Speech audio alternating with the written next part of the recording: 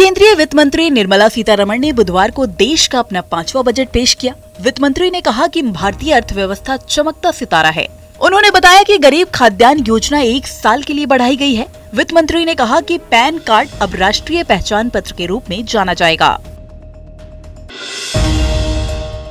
अगर आपकी कमाई 7 लाख तक है तो आपको इनकम टैक्स नहीं देने होंगे। देखा जाए तो लंबे समय के बाद इस बार मिडिल क्लास को बजट से राहत मिली है। अब नए टैक्स रिजीम में 7 लाख रुपए की सालाना आय को टैक्स फ्री कर दिया है, यानी जिसका एनुअल इनकम 7 लाख रुपए तक है उन्हें इनकम टैक्स नहीं देना होगा। पहले ये सीमा 5 लाख रुपए तक की थी। मोदी सरकार के बजट में आम जनता के लिए कहीं राहत की खबर है तो कहीं महंगाई की मार लगी।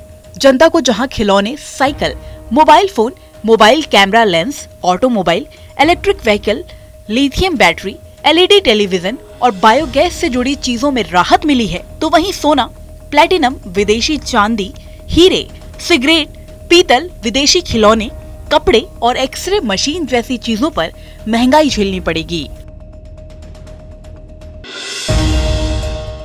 मोदी सरकार के देश का आम बजट 2023-24 पेश कर दिया गया। सीएम अशोक गहलोत ने बजट को गरीब, भूमिहीन किसान और आम जन विरोधी बताया है। वहीं गहलोत सरकार में मंत्री व्यक्तिगत आयकर को लेकर वित्त मंत्री के ऐलान पर कहा कि टैक्स स्लैब को 5 लाख से 7 लाख कर देना ऊंट के मुंह में जीरा देने के समान है। केंद्र सरकार के बजट को लेकर राजस्थान में कहीं खुशी है तो वहीं कहीं गम का माहौल देखने को मिल रहा है।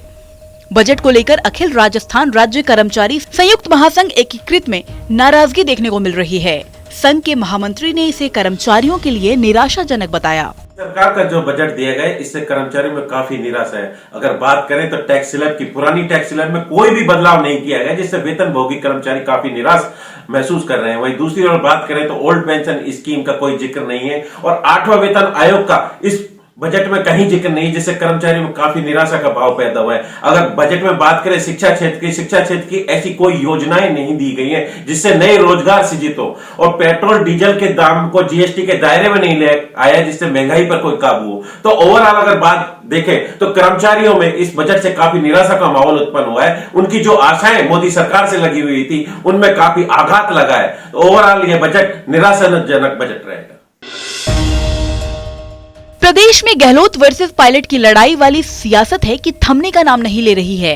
इसी बीच पायलट का समर्थन करने वाले विधायक इंद्राज गुर्जर के एक ट्वीट ने इस सियासी लड़ाई में आग में घी डालने का काम किया है। दरअसल पायलट समर्थक विधायक इंद्राज गुर्जर ने ट्वीट करते हुए लिखा कि मैं दीपक हूँ, मेरी दुश्मनी तो सिर्फ अंधेरे से है, हवा तो बेवजह ही मेरे खिलाफ है। हवा से कह दो चाहे तो खुद को आजमा कर दिखाए, बहुत दीपक बुझाती है, जरा एक दीपक जलाकर तो दिखाएं। हालांकि उन्होंने किसी का नाम नहीं लिया है, लेकिन सीएम गहलोत की तरफ इशारा माना जा रहा है। पेपर लीक मामले को लेकर सांसद डॉक्टर किरोड़ी लाल मीणा का धरना 9वें दिन भी जारी है। इस बीच सांसद डॉक्टर किरोड़ी लाल को धरने से हटाने के लिए पुलिस ने मंगलवार रात घेराबंदी की, लेकिन बेरोजगारों के आक्रोश को देखते हुए पुलिस को लौटना पड़ा। सांसद डॉक्टर किरोड़ी लाल मीणा जयपुर आगरा हाईवे पर घाट की गुनी के पास चंद्रमहल गार्डन के बाद पिछले 9 दिन से धरना दे रहे हैं। सीएम अशोक गहलोत की योजना चिरंजीवी को लेकर मरीज पिछले 3 दिनों से परेशान हो रहे हैं। दरअसल प्रदेश के सरकारी अस्पतालों में चिरंजीवी सॉफ्टवेयर काम नहीं करने के चलते अस्पतालों में मरीजों को हलाकान होना पड़ा है। बिना चिरंजीवी में डॉक्टर इलाज नहीं कर रहे हैं, जिसके चलते एम्स अस्पताल के चिरंजीवी काउंटर पर मरीजों के परिजनों की भीड़ लगने लगी है। चित्तौड़गढ़ के सदर थाना क्षेत्र में जयपुर से निकले 3 बदमाशों ने कैब ड्राइवर के आंखों में मिर्ची डालकर उनके साथ लूट की। इसके बाद बदमाशों ने चाकू से कैब ड्राइवर को घायल कर उसे नरपत की खेड़ी पुलिया के पास डालकर चले गए। घायल हालात में कैब ड्राइवर जैसे तैसे एक ढाबे पर पहुंचा, जहां ढाबा मालिक ने उसकी जानकारी पुलिस को दी। पुलिस मौके पर पहुंची और घायल को हॉस्पिटल में एडमिट करवाया।